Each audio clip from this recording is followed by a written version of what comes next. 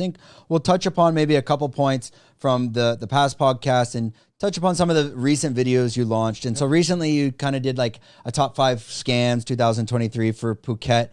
How did that video come together? Because I remember us talking about scams. I mean, I don't want to take all the credit, but no, I'm joking. You definitely planted the seed. No, that was an idea I've been sitting on for a while. The last one was Pattaya Scams.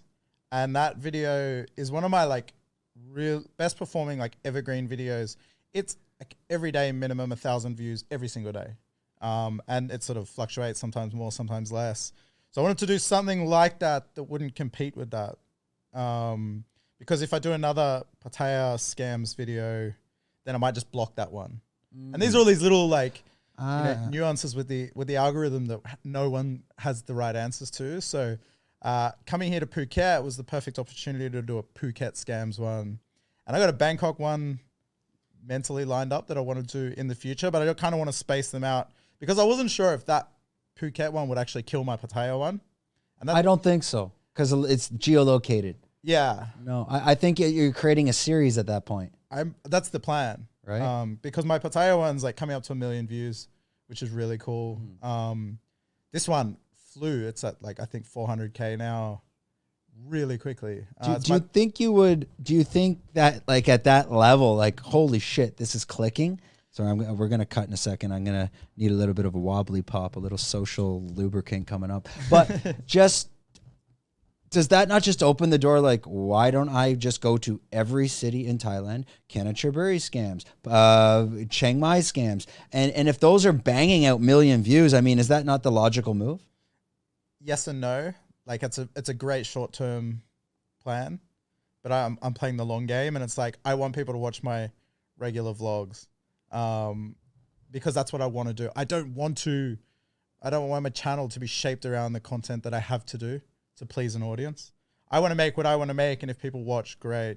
And I'm already performing well enough that I'm making great money. I'm happy. I'm like having the best time ever. And it's zero impact on my life. It's zero pressure, zero stress.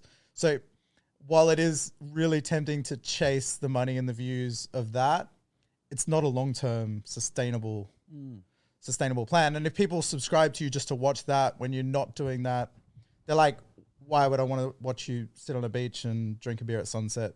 I signed up to watch you talk about all the negative. But it's also like in the sense that like, what percentage of the people watching the scam videos is like, they just love watching scam videos, and which ones are like, now they found you and they want to indulge in your other, there has to be like a percentage of the conversion on the people watching that now they become viewers. So as any YouTube channel, as you're growing, I mean, isn't the objective to get most amount of subscribers as quick as possible? Yes and no. So like, yes, but you want the type of subscribers that are going to stick around.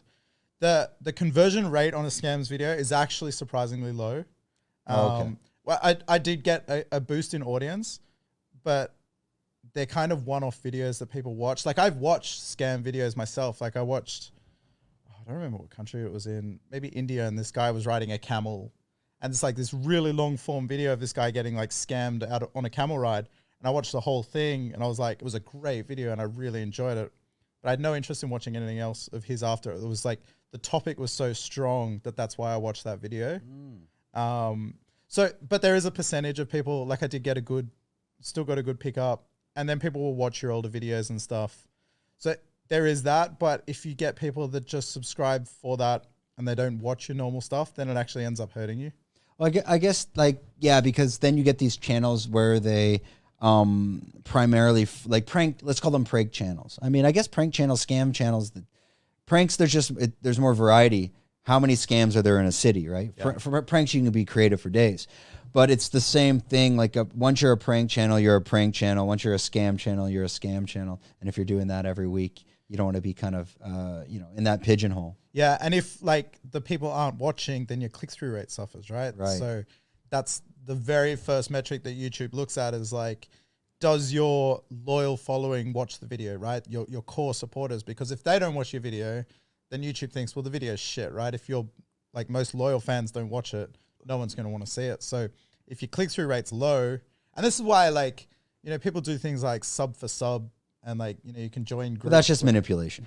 Yeah, absolutely. But it ends up being the most hurtful thing you can do because you've got all these subscribers that are not watching. So now all of a sudden your click-through rate is so low.